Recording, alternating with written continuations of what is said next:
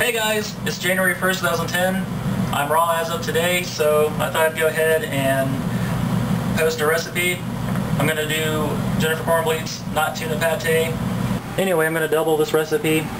So we need 1 cup of soaked sunflower seeds, half a cup of soaked almonds, 4 tablespoons of water, and now we process.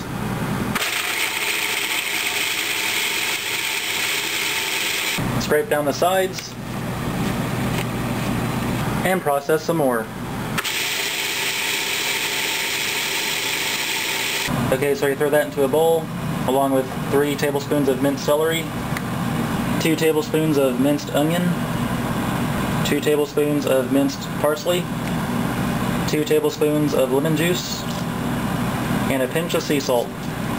Okay, now you mix it up. Alright, there it is, not tuna pate. Now you can throw this in your fridge and then use it throughout the week for other stuff, like you can spread it on flax crackers, you can use it in veggie rolls, you can stuff peppers with it, all kinds of stuff. So, there you go.